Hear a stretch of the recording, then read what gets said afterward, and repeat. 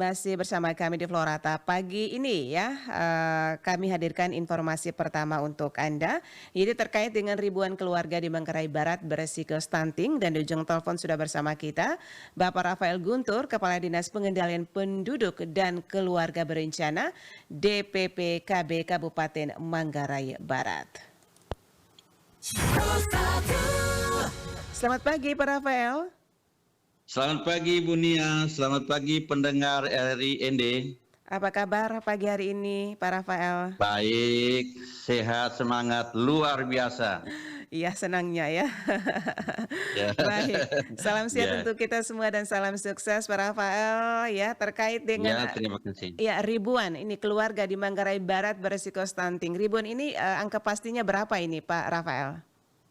Baik, terima kasih Bu Nia. Sebelum saya menjelaskan jumlah angka pasti keluarga yang berisiko stunting, perlu kami jelaskan bahwa keluarga yang berisiko stunting sasarannya adalah yang memiliki pasangan usia subur, ibu hamil, keluarga dengan anak balita yang 0 sampai 23 bulan, dan keluarga anak balita yang umurnya 24 sampai 59 bulan. Dengan penapisan sesuai dengan BKKBN Pusat, yaitu keluarga yang berisiko stunting itu indikator yang kita lihat adalah fasilitas lingkungan yang tidak sehat, yaitu keluarga tidak mempunyai sumber air minum utama yang layak, keluarga yang tidak mempunyai jamban yang layak.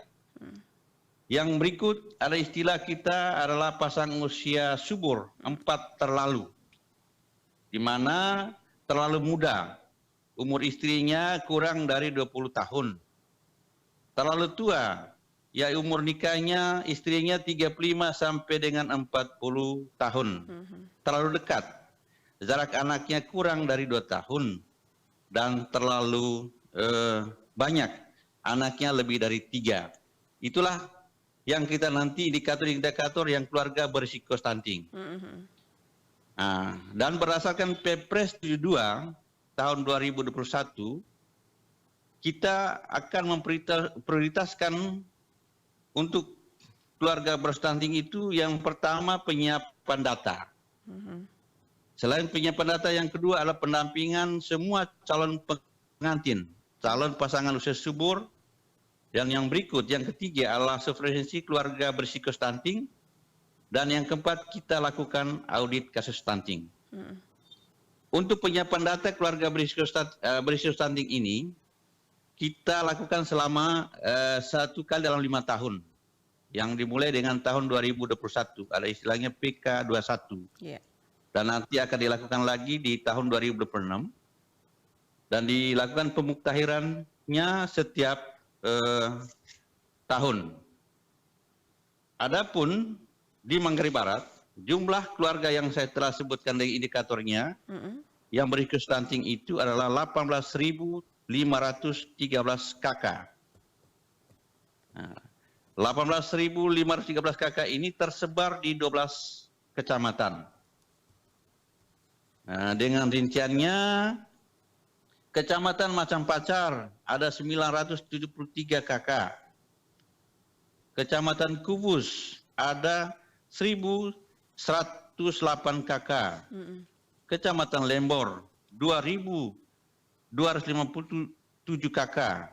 Kecamatan Sanonggoang 1.012 kakak. Kecamatan Komodo 2.762 kakak.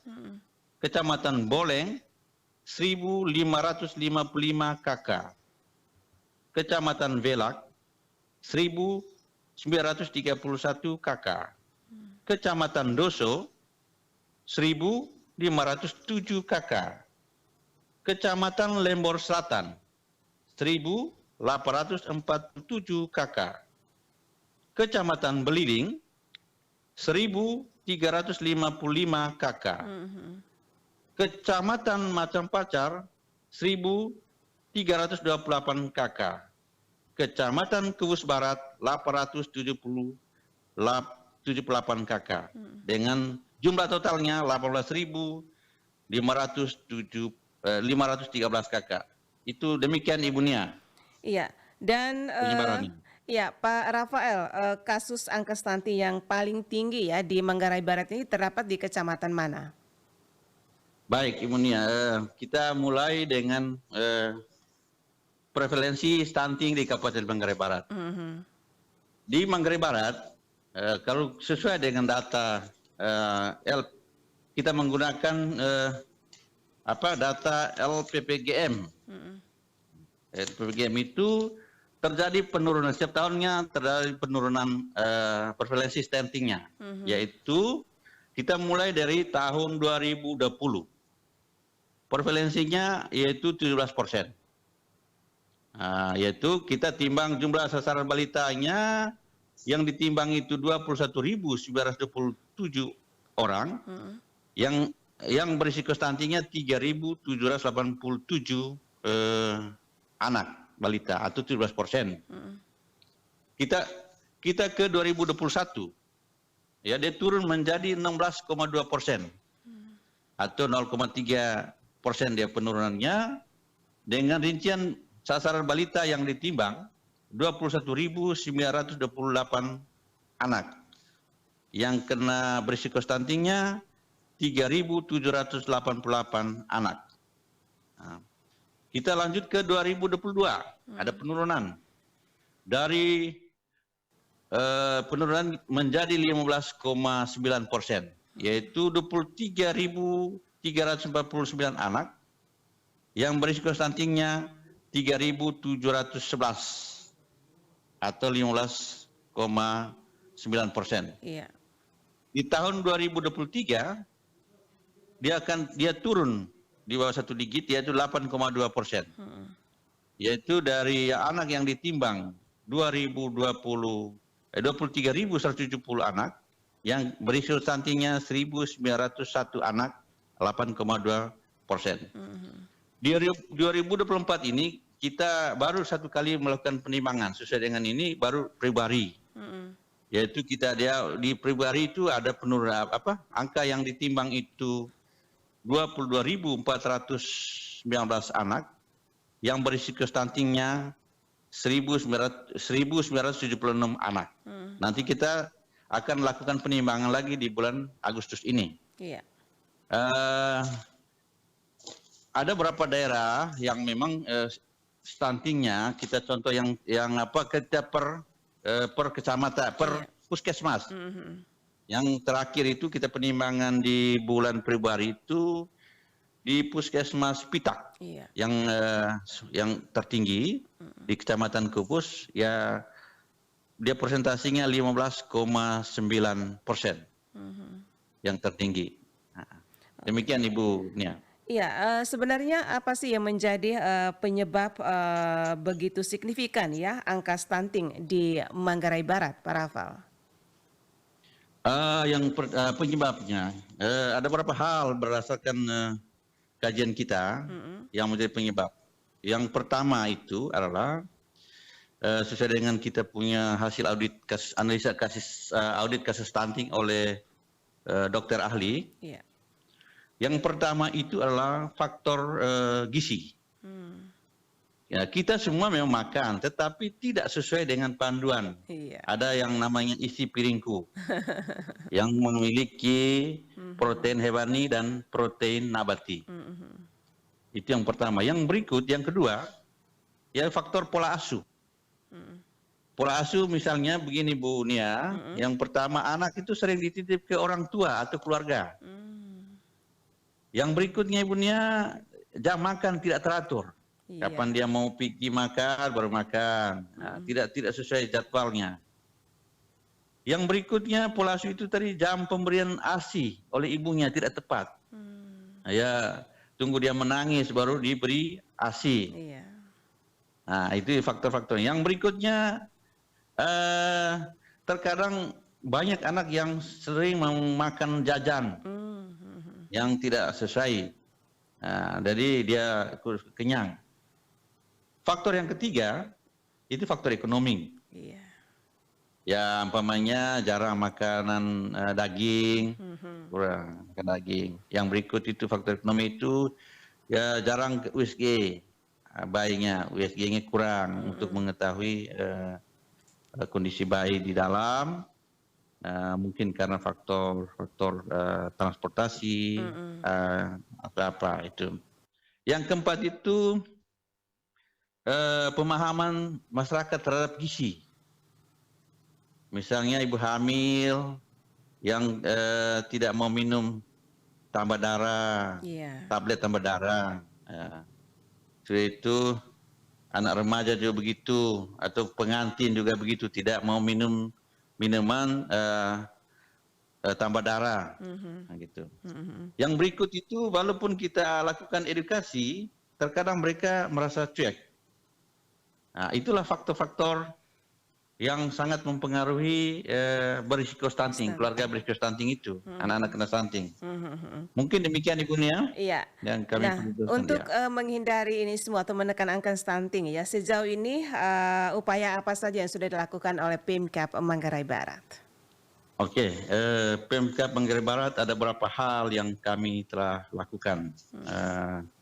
Yang pertama itu kami telah melakukan audit kasus stunting untuk mengetahui tadi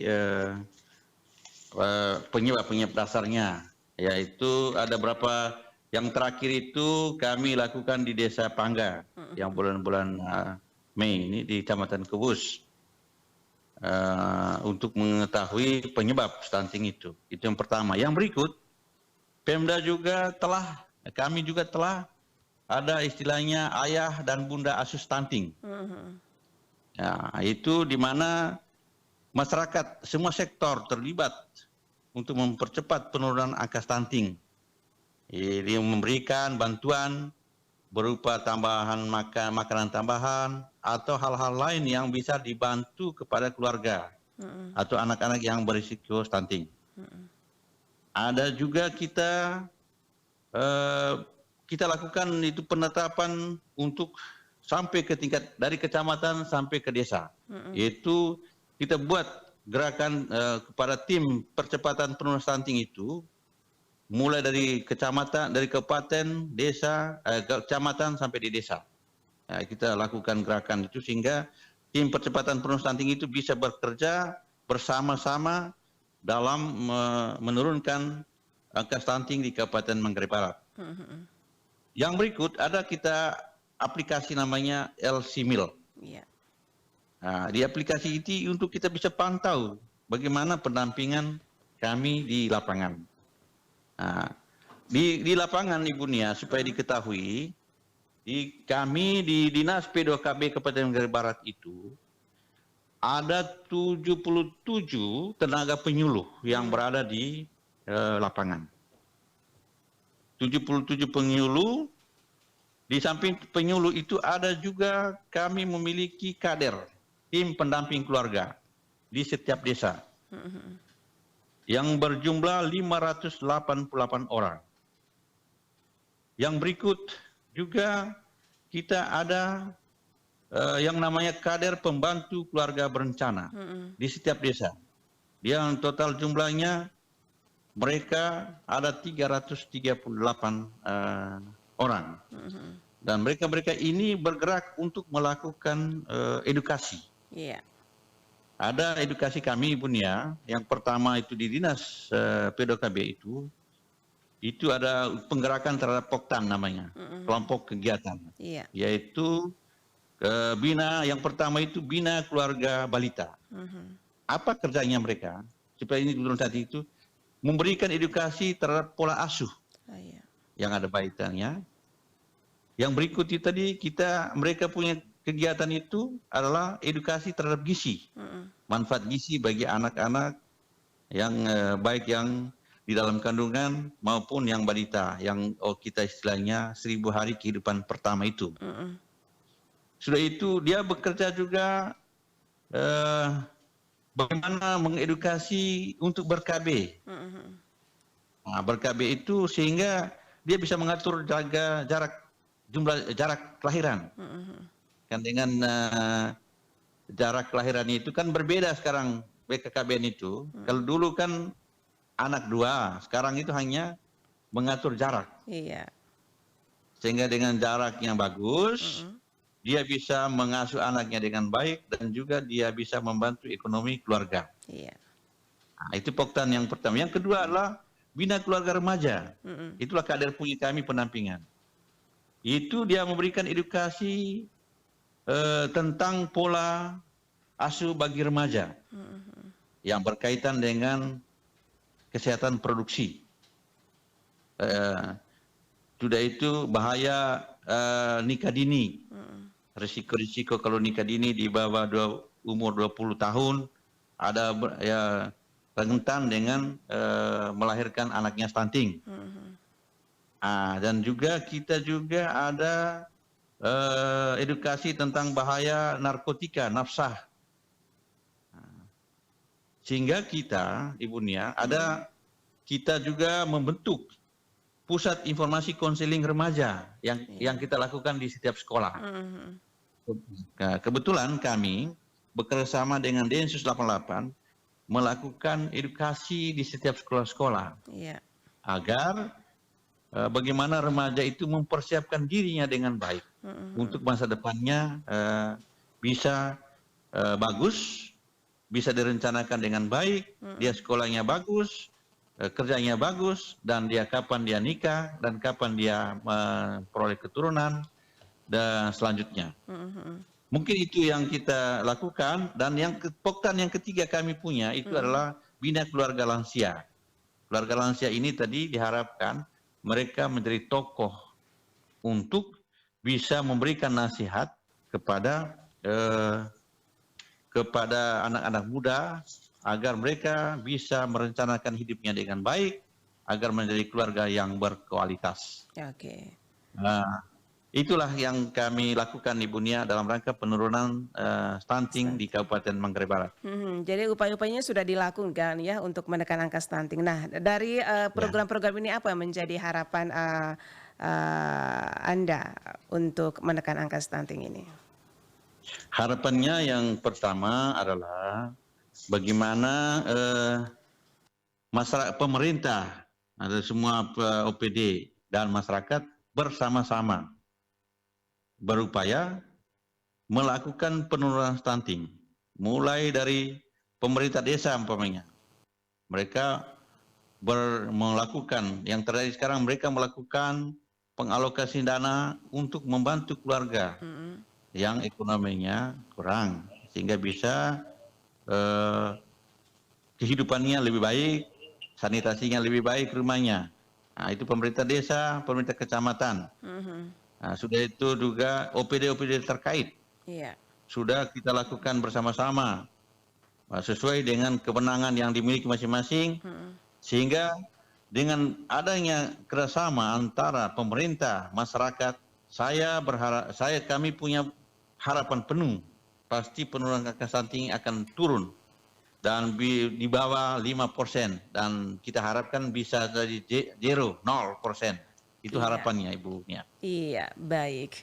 Ya, terima kasih Pak Rafael ya, sangat terperinci penjelasannya pagi hari ini di wawancara kita terkait dengan mengatasi stunting ya di Kabupaten Manggarai Barat. Itu ribuan keluarga di Manggarai Barat berisiko stunting. Terima kasih sekali lagi Pak Rafael. Selamat pagi. Ya, terima kasih Ibu Nia, kami terhormat sekali bisa hadir di RRI Pro 1 ND. Selamat pagi dan sampai jumpa lagi. Baik, terima kasih. Selamat pagi, salam sukses. Pendengar Pro 1 dimanapun Anda berada, barusan bersama kita Rafael Guntur, Kepala Dinas Pengendalian Penduduk dan Keluarga Berencana DPPKB Kabupaten Manggarai Barat terkait dengan topik kita pagi ini, yaitu ribuan keluarga di Manggarai Barat berisiko stunting. Tetap bersama kami di Florata pagi ini. Pro 1